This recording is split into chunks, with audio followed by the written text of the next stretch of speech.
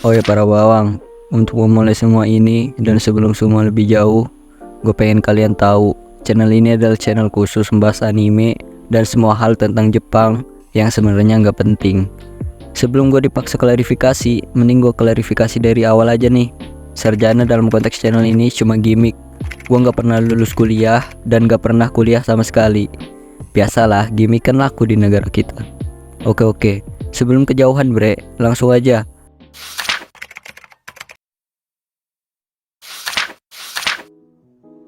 Namanya juga channel Wibu, masa gue gak tahu anime itu apa? Pembahasan ini juga gue berjadiin sebagai konten pertama. Kenapa? Ya biar bertahap aja sih.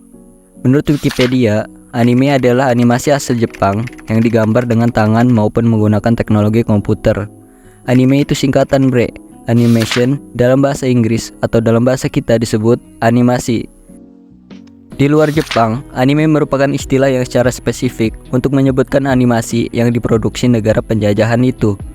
Tapi, udah banyak anime yang diproduksi di luar Jepang, misalnya Bobo Boy dan Upin Ipin.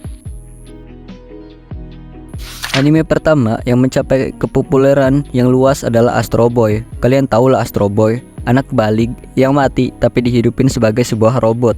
Anime ini merupakan karya Osamu Tezuka pada tahun 1963. Tapi, menurut CNN Indonesia, anime pertama yang diproduksi adalah Katsuno Sashin, animasi asal Jepang yang dibuat pada tahun 1907 dan hanya berdurasi 3 detik.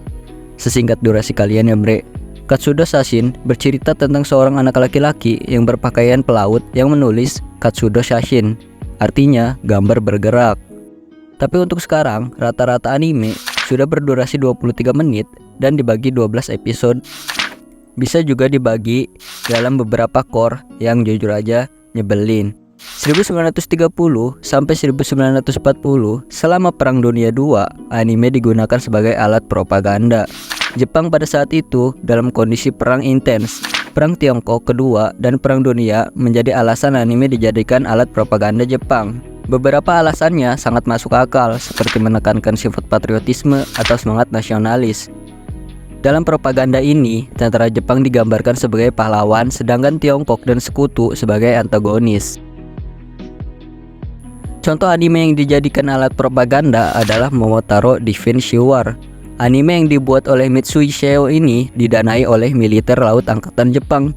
Film ini menggambarkan Momotaro yang seorang pahlawan dari cerita rakyat Jepang memimpin kawanan hewan dalam misi melawan sekutu. Benar-benar propaganda yang hebat pada masanya ya bre.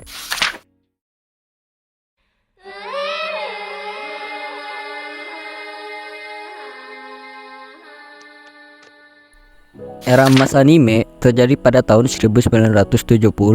Pada saat itu, muncul genre mecha yang berhasil menggendong industri anime ke kancah dunia. Pada tahun 1972, Go Nagai memperkenalkan Mazinger Z, menciptakan gelombang kegilaan mecha yang menyapu seluruh Jepang.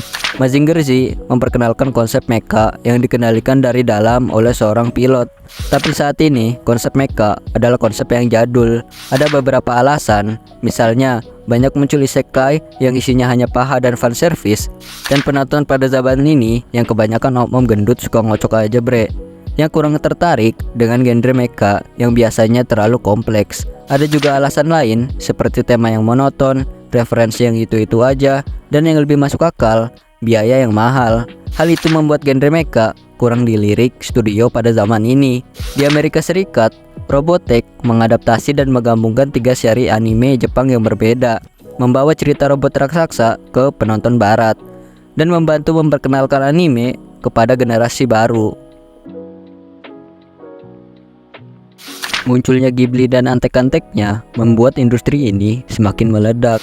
Dengan rilisnya anime seperti My Neighbor Totoro dan kawan-kawannya, membuat era emas Jepang semakin terang. Di 2000-an ke atas, genre shonen menjadi jamur baru di industri anime. Dengan main karakternya yang dikenal edgy dan naif, membuat banyak penonton yang baru balik merasa relate. Kemunculan One Piece, Bleach, dan Naruto yang terinspirasi dari Dragon Ball karya Akira Toriyama membuat anime semakin dikenal oleh dunia dan biasa disebut dengan The Big Three. Walau Bleach agak digendong ya. Sehingga sampai saat ini banyak anime yang mendapatkan inspirasi dari anime shonen 2000-an. misalnya Jujutsu Kaisen dan Chainsaw Man.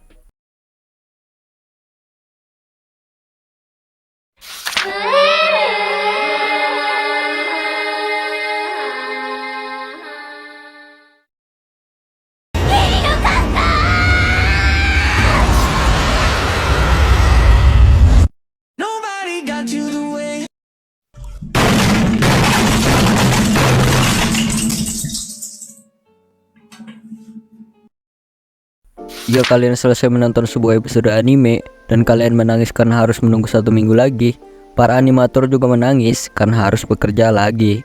Ya, animator banyak disepelekan oleh penikmat kartun Jepang ini. Padahal tanpa mereka, anime tidak pernah akan dibuat. Dalam produksinya, para animator akan saling bekerja sama dan menangis bersama untuk membuat sebuah episode anime terbaru yang kalian nikmati, bre. Menurut Mojok.co, banyak posisi yang ada di sebuah studio anime seperti komite produksi, produser, sutradara, penulis naskah, storyboard, desain karakter, office boy, satpam, ibu-ibu yang numpang lewat, dan sebagainya. Hal-hal yang gue sebutkan bersatu padu dalam keringat, air mata, dan gaji yang kecil untuk membuat anime yang bisa kalian tonton bajakan. Gue pengen bahas ini secara rinci, tapi kayaknya bakal terlalu panjang, dan mungkin kita bahas di next konten aja ya bre.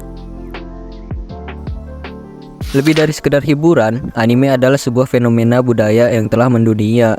Kartun ini telah menginspirasi berbagai macam bentuk seni dan budaya, dari musik, video, game, hingga fashion. Komunitas anime yang besar dan antusias telah menjadi wadah bagi para penggemar untuk terhubung. Beberapa orang menganggap anime sebagai bentuk hiburan yang kekanak-kanakan dan penuh dengan kekerasan. Ada juga kekhawatiran tentang pengaruh negatifnya terhadap anak-anak. Meskipun demikian, anime terus berkembang dan berevolusi, menghadirkan cerita-cerita yang semakin kompleks dan berkualitas dengan berbagai genre yang ditawarkan, dari komedi, romantis, hingga action thriller.